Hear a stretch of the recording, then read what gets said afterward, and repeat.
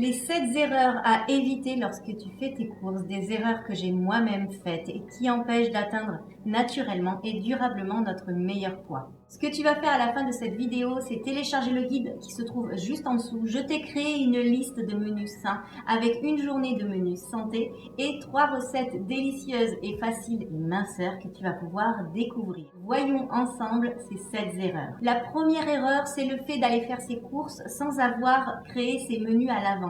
Quand je parle d'avoir créé ces menus, ce n'est pas des choses trop carrées et trop compliquées, c'est vraiment avoir une ébauche, les grandes lignes des repas que tu vas pouvoir réaliser sur ta semaine. Ça te permet d'avoir les ingrédients à acheter facilement.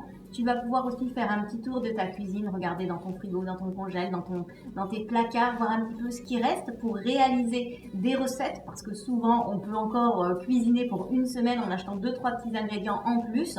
Donc ça permet aussi de pouvoir terminer ce qui te reste, d'éviter le gaspillage et de savoir quoi acheter facilement en fait quand tu vas faire tes courses. Tu verras que dans le guide que tu vas télécharger juste après, je t'ai créé un tableau qui va te permettre de te guider pour écrire un petit peu les repas que tu vas préparer.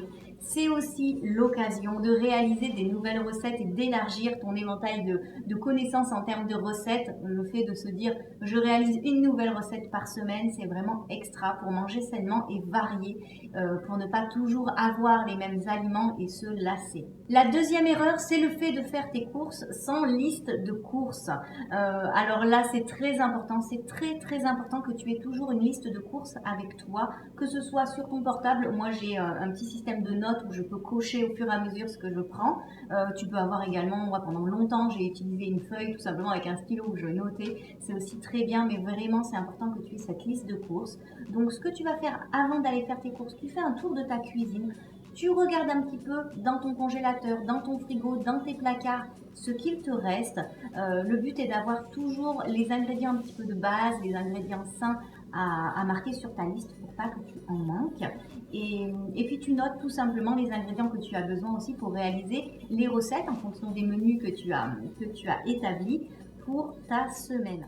Tu verras aussi que dans le guide que je t'ai créé, tu as un petit tableau où tu vas pouvoir rentrer en fait les différents ingrédients que tu as besoin. Ils sont classés en fait tout simplement par rayon. Donc c'est beaucoup plus facile pour faire tes courses. Tu pourras vraiment t'en inspirer et t'aider pour faire ta liste de courses. Ça va vraiment être beaucoup plus facile pour toi. La troisième erreur, c'est le fait de faire tes courses en ayant le ventre vide et avec un état d'esprit de corvée.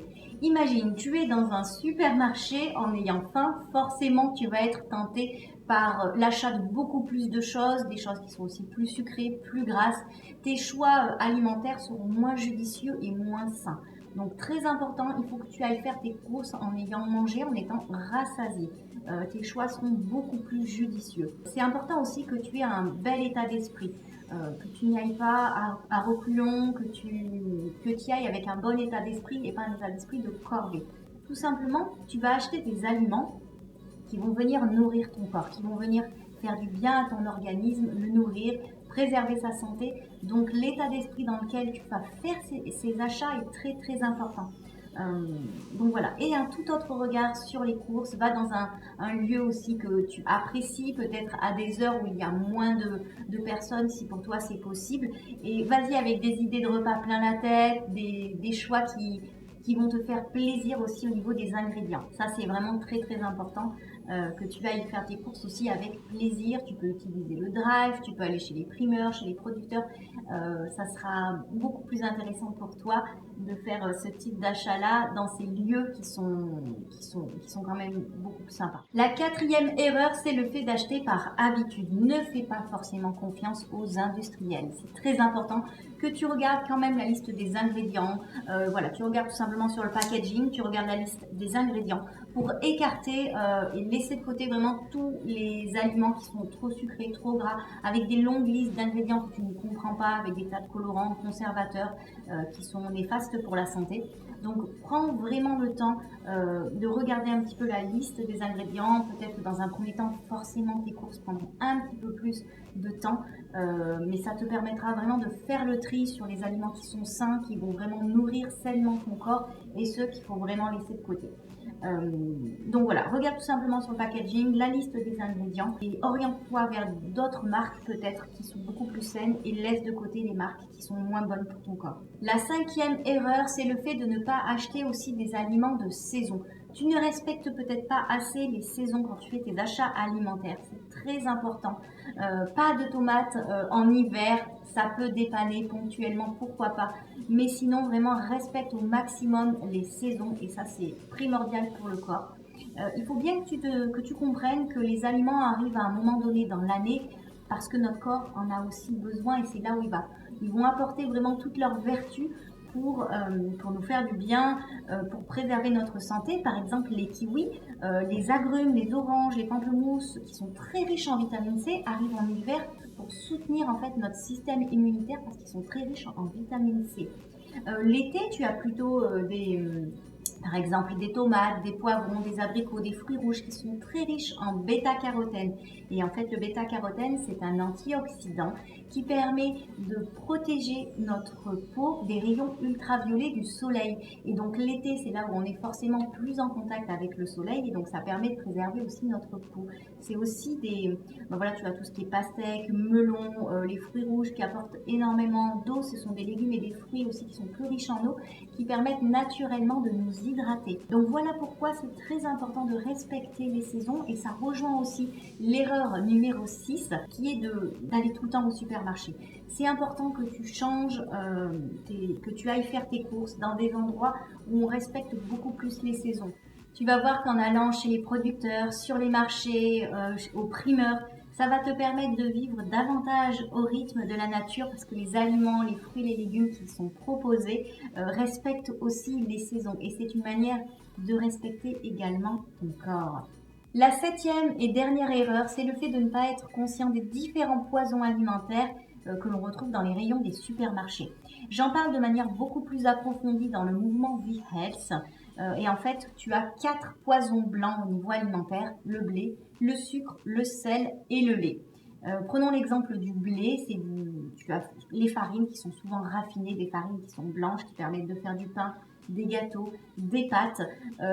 Et pour le corps, en fait, c'est toujours du blé qui est en plus complètement raffiné, donc il n'y a plus de minéraux, très peu de fibres, très peu de vitamines, donc c'est pas du tout intéressant pour le corps. Les rayons sont immenses, pour le rayon des pâtes par exemple. Donc moi, ce que je t'encourage à faire, c'est au moins de t'orienter vers des farines qui sont semi-complètes ou complètes, qui seront beaucoup plus brunes. Donc là, par exemple, quand tu regardes, c'est une farine de blé qui est demi-complète. Je ne sais pas si tu verras bien à la caméra, mais quand tu vas l'acheter, il y a des petits points un petit peu plus bruns, la farine un peu plus foncée. Et donc ça permet d'avoir une farine qui est beaucoup plus riche en fibres, beaucoup plus riche en minéraux et en vitamines, qui est donc moins travaillée par les industriels et plus intéressante pour notre corps.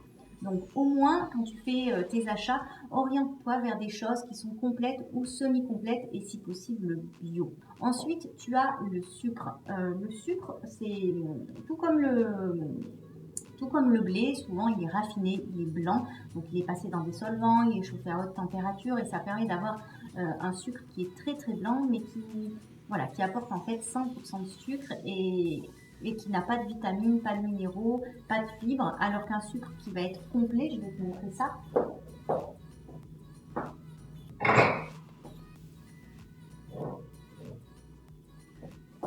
Donc tu as le sucre intégral de canne, tu vois, il est beaucoup plus brun, il a des notes caramélisées, épicées qui sont très agréables en bouche. En fait, c'est un sucre qui a beaucoup plus de vitamines, de minéraux, de fibres, donc ça va être beaucoup plus intéressant pour le corps.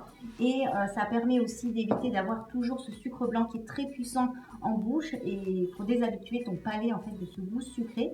Là, c'est un sucre de canne qui est complet, celui-ci est intégral. Donc il contient beaucoup plus de fibres, il est beaucoup plus proche de son état naturel. Celui-ci, c'est un sucre de canne qui est complet. On voit quand même qu'il est quand même un petit peu plus brun qu'un sucre blanc de betterave classique. Donc moi, je t'invite à t'orienter vers ces deux types de sucres-là qui sont complets ou vraiment intégrales, qui sont plus intéressants pour le corps. Toujours te déshabituer aussi de ce goût sucré. Et pour ce sucre, quand tu regardes la liste des ingrédients de certains aliments, le sucre est présent dans beaucoup d'ingrédients. tout simplement comme le sel, c'est un exhausteur de goût, ça va donner vraiment un goût beaucoup plus doux, beaucoup plus addictif aussi à cette marque, à cet aliment, et ça permet de donner aussi un poids. Et ça coûte très peu cher le sucre. Donc regarde la liste des ingrédients, laisse de côté les ingrédients qui contiennent du sucre où il n'y a pas lieu d'avoir du sucre normalement dans cet ingrédient. Ensuite, tu as le lait, donc même principe, quand tu regardes les rayons de produits laitiers, ils sont immenses. Tu as des yaourts, des laitages qui sont à base de lait de vache qui sont immenses. Mais pour le corps, c'est toujours à base de lait. Donc c'est important que tu varies aussi, essaie de t'orienter vers des choses qui sont végétales. Alors dans les magasins bio, tu as plein de marques. Alors là, c'est des choses qui sont à base de soja. Moi, je t'orienterai aussi vers des choses où il n'y a pas que du soja. C'est important de varier, qu'il n'y ait pas tout à base de soja. Tu as des choses avec de la coco, avec du lait d'amande qui sont très bien. Regardez la liste des ingrédients aussi, qu'il n'y ait pas trop de sucre. Là, tu as cette marque-là qui est à base de soja, mais c'est sans sucre ajouté. Donc ça, c'est un bel avantage aussi.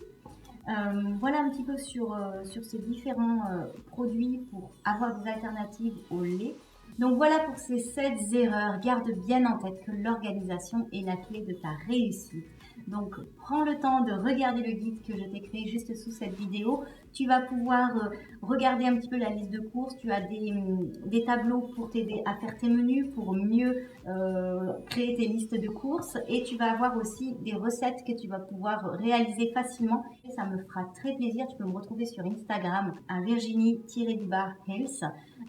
Et il suffit tout simplement que tu me tagues et moi ça me fera très plaisir de regarder ce que tu fais et de te repartager. Parle-moi aussi un petit peu en commentaire des différentes erreurs, s'il y en a une que tu fais en particulier, s'il y en a certaines que tu arrives à ne pas faire, et si tu as des petites astuces, ça me fera extrêmement plaisir de découvrir tes astuces si tu as mis en place des choses qui te permettent voilà, de mettre en place une alimentation saine et de faire tes courses facilement.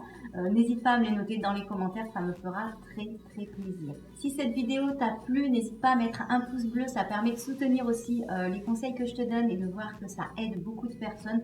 Partage-la aussi à une personne que ça pourrait intéresser si tu penses à quelqu'un. En tout cas, prends soin de toi et vis selon l'approche V-Health. Mettons ensemble plus de végétal et d'amour dans nos cuisines pour que tu puisses atteindre naturellement et durablement ton meilleur poids.